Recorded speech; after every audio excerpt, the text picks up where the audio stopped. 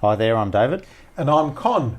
David, what are we talking about today? Well, I thought we'd just chat about my Sony DVF-EL200 and just a bit of a work in progress. So that's your camera up there. So what have you done to it that's new? Well, I've been out shopping, Con. Okay, And, naughty. I know.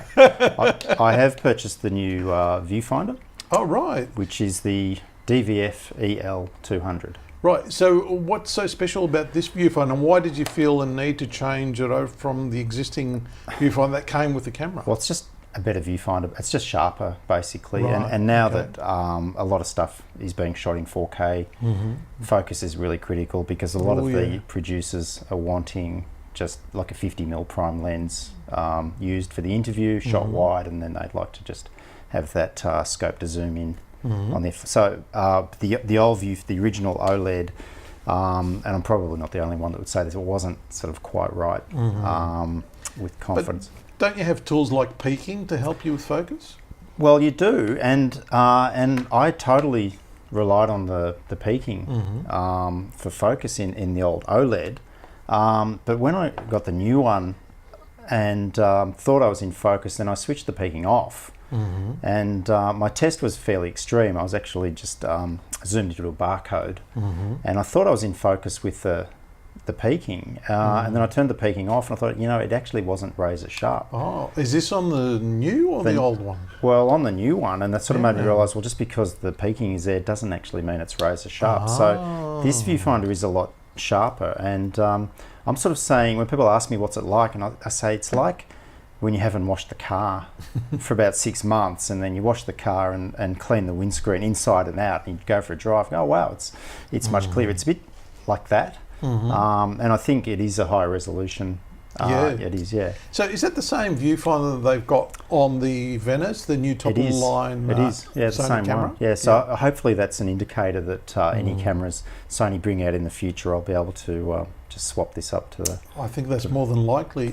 So what don't you like about it, if anything? Look, it's mostly pretty good. On the original OLED, there was a button on the side which removed all the viewfinder information. Yep, so it just gave you, that's right, yeah. Yep. And it just gave you a clean picture, which was great, because if you were doing a really long interview, I would constantly be hitting that and just making sure no boom mics were in shot or anything like that. Because I sometimes get caught out later when I look at something and go, oh, I didn't notice there was something there where I had a piece of information. Yeah, or the French flag, or the mics just popped into shot or something like that. Yeah, that's right. So anyhow, so that's a great feature. But on the new, it's on the side, and it actually was very easy just to make. You just press it in and out. On this new one, it's on the inside. So the display. Yeah, so it's not as natural. It's not as natural pressing that button off and on, because, like I said, over a long interview, I would press that quite a lot. I mean, I'm nitpicking, but I got to be honest, I'd probably prefer it was still there. Another thing that's glaringly obvious to me is they've got a different interface between the viewfinder and the camera. So that looks like a LEMO type connector. It is. Yeah. So it looks like it's the old one that goes into the side of the camera, but it is a LEMO connector.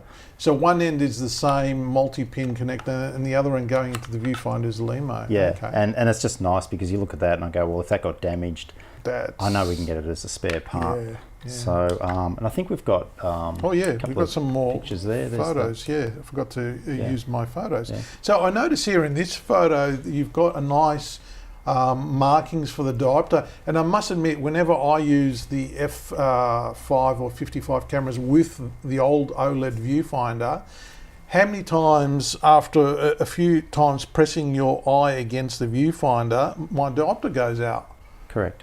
And do you have the same problem with that one? No, it's nice and firm the way it should be. So it will never go out from pressing against it, which really annoys me about the old viewfinder. Yeah. I'm not fussed about the calibrations, to be honest, but it may, like in the rental, if it was in a rental environment, then it could be good for someone who's hiring, just knows where to. Well, that's right. I know that first ACs have to actually mark where the DIP's diopter is compared to the operators, or even their own diopter, so they mark it. So having numbers makes it easier to remember. Okay, for me it's this number, for the DOP it's that number. Yeah. Okay. Yeah.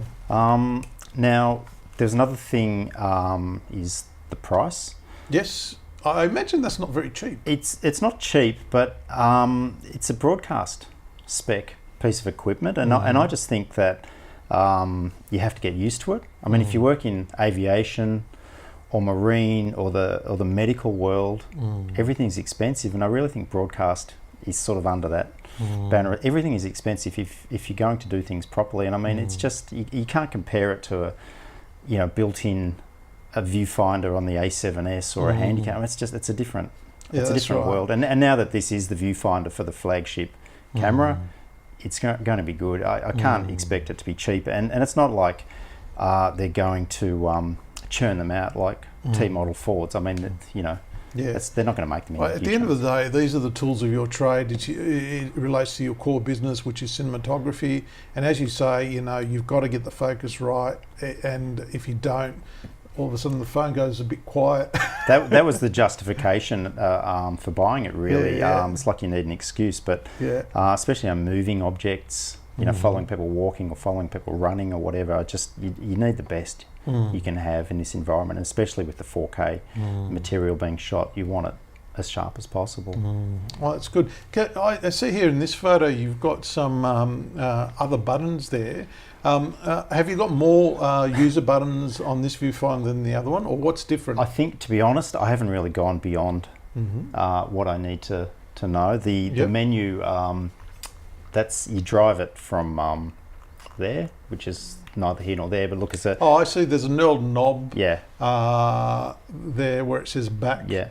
Okay. And there's not a lot to do, and I think you can make the same adjustments in the camera's menu anyhow, so I don't look... It's pretty much set it up and walk away from it, to be honest. I don't really make many adjustments.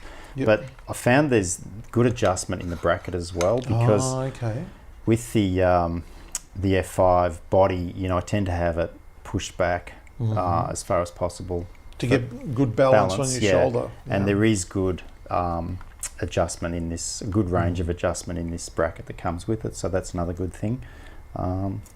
Great. Now, why have you still got the old viewfinder? Well, look, I've decided to hang on to it. I mean, I don't think they're worth a lot on the second-hand market. I like having a spare viewfinder because I had an incident years ago where the viewfinder broke it's an old Betacam. So it was a cathode ray tube. It broke, it got damaged, and I had to shoot the story with a CRT monitor and someone walking around with a black cloth, and it was a horrible experience, and it gives me nightmares to this day to talk about it. So I like the idea of having a spare viewfinder. They're not worth a lot on the second-hand market, but I'm also taking a punt that because this is possibly, or hopefully now, the default viewfinder for Sony, that if I do buy a new camera in the future, then I would sell this OLED viewfinder with the F5. Oh, I see. Yeah, of course, yes. Because there's no point selling. You'd want to keep the good one and sell the camera one day with the original viewfinder. Exactly. Yeah. I see your logic there. Yeah. Now, is there anything else that's special about the new one? No, look, I think that's pretty good. I mean, you just notice straight away as soon as you plug it on, it's just clearer, and it just gives you that confidence straight away. So, to go out and work. Great. Well, thanks, David. That was really informative to find out the differences between the two viewfinders, and I hope people also found the information helpful. So we'll be back for more next time. Indeed. Thanks. Thank you.